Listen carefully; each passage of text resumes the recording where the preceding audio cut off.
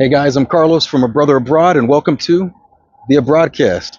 Yeah, this is my first episode on this channel, but whole goal of this channel is to help you, if you want to, go abroad. Whether that means just traveling, doing the digital nomad thing, working abroad, or going digital expat and moving abroad for good, kind of like me. So I've been on the road for about 7 years now. I did everything from travel to nomad to finally building a few bases in a few places. And here I'm going to share with you how that happened and how to do that. So in the first episode, I'm going to tell you about me and why my advice is worth anything. So right now I am in Santiago, Chile, on the tail end of about 3 months here in South America, looking for some of the best places. We spent some time in Argentina. Love it. I'll do a video on that later, and I highly recommend it. Now we are in Chile exploring, and after this we're going to go hit the beaches and look for some surf spots. But how did I get started on this 7-year journey? So back in 2017 I was at my job and I got laid off. It was the best thing that ever happened to me because I didn't like them anyway. um, After the layoff, I had 2 tacos, 3 margaritas, pulled out my credit card and bought a one-way ticket to Bangkok. It was probably the smartest thing I ever did. It wasn't any kind of depression thing. It was simply that I realized I like to travel. I had a bucket list. I wasn't getting any younger, and any job I took after that was going to last for years, so I should take the opportunity. So in 2017, I spent the time traveling mostly Southeast Asia and a little bit of South America. It was 100% worth it. I didn't have a plan. The plan was just to backpack and go to the places that I've been meaning to go for a long time. It's completely worth it, and I highly recommend doing it if you have a chance. So after that, I came back to the U.S. It was about early 2018.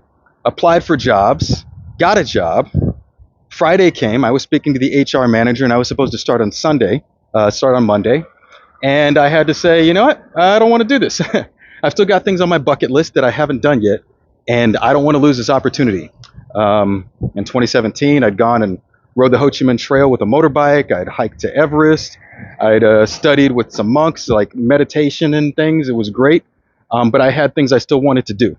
And it was worth it to me to pass up that opportunity to keep going on that bucket list. So 2018, I left again. I put everything that I owned in storage. I sold as much as possible. What I couldn't sell, I gave away. And headed for Lisbon, Portugal, because I heard that it was a great haven for digital nomads. And as things changed, I realized I didn't just want to travel for a few months. I wanted to find a way to stay abroad as long as possible. And this whole digital nomad thing kept popping up as a thing to research.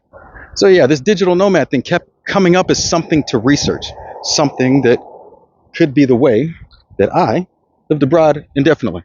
But we'll get to that later. 2018. Went to Portugal and ran into so many people. Some of them were working on the road. Some of them had been there for months. And I was realizing this was viable. Then I went on to a bucket list thing of helping out refugees in Greece. But my last thing that I wanted to check off the list was, as a black guy who doesn't know how to swim, I wanted to learn how to surf. Originally, I was going to go to Sri Lanka, but a friend talked me into going to Bali, of all places.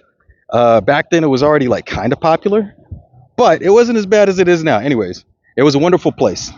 I spent like half my time there surfing and half my time writing about these new ideas I'd been exposed to. One of them was that you don't have to work in corporate America forever. You don't have to have kids in a house and a mortgage. You don't have to stay in a dead-end job forever. You don't have to get a degree if you don't want to. Sounds kind of irresponsible, but the other stuff does sound irresponsible if you want to live a happy life and it doesn't make you happy. So I was on Bali for a little while, and I'd say about 3 months, and that's when I realized, after riding a while, I could make this work indefinitely. So let's say 20 months into being abroad, I decided I was just going to rent a house there in Bali, use that as my base to explore Asia. And the two things I love are travel and writing. So I was going to write and figure out something, give myself 1 year. If it didn't work at 1 year, then I go back. I rented a house for a year for $5,000, so about $450 a month. I got a 3-bedroom house that came with a surfboard and a little puppy. It was great. But then COVID hit. So this was actually the best thing that ever happened to me. Because, funny thing, Bali has always been a tourist spot, whether it's due to the hippies that are coming through, or the yogas with the retreats, or the surfers, or the Australians that are ruining everything, or the corporate runaways like me, um, my ass ruining everything. It's always been busy.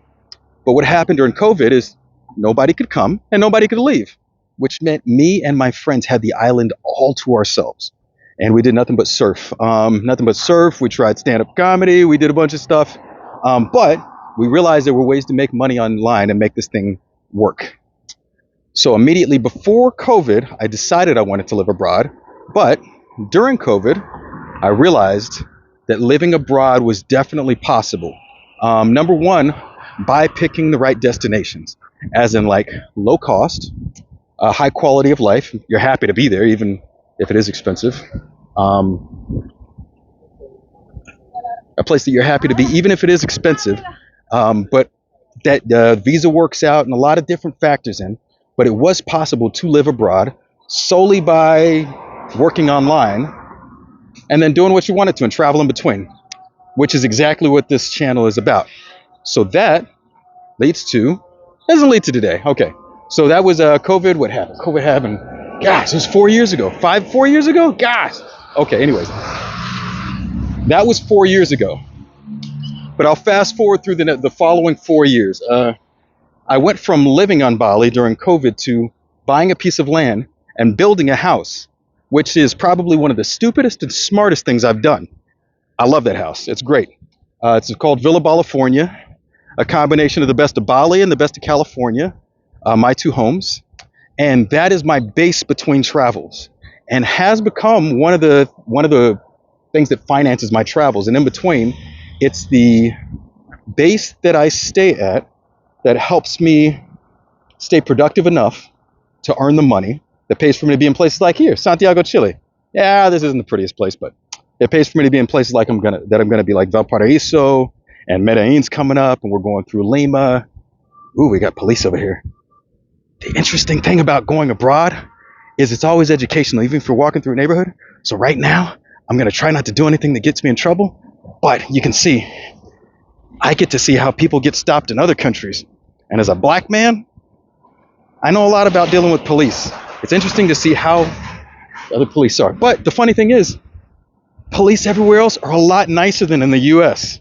This is one reason that you should definitely look into going abroad if you're not happy where you're at, or if you're a black person that keeps getting stopped by the police.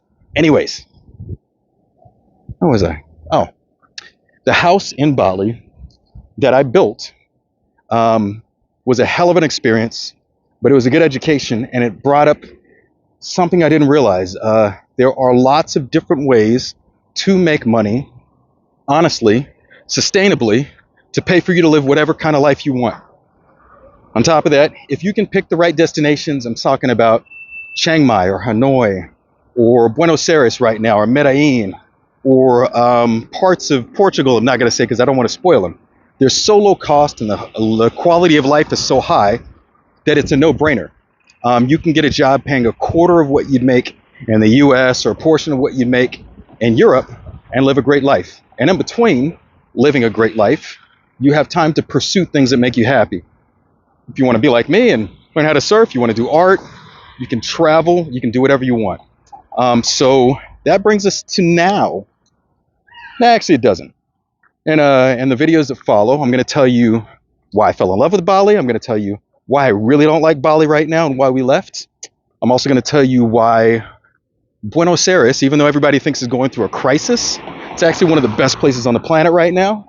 I'm going to share with you all the destinations that if you have a chance to leave for 3 months right now and want to go somewhere, that will change your perspective on what you want in life. I'll give you those destinations and a lot of other ones. But for now, I guess I'm going to roll this up with some lessons. So this is a valuable one-way conversation. Is that even a thing?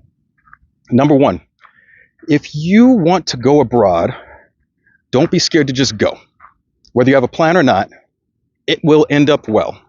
If you buy a one-way ticket somewhere, hitchhike for 3 months, spend half the time not eating as much as you should, and see some new views, I guarantee you, you will be happier with your life than you would be if you didn't go. So whether or not you have a plan, Just go. Number two, don't feel like you have to jump into any of these trends, like the digital nomad thing and becoming an online hustler and getting rich before you go. No, that's not necessary. Go and enjoy the experience of travel, whether it's 1 week, 1 month, 3 months, a year.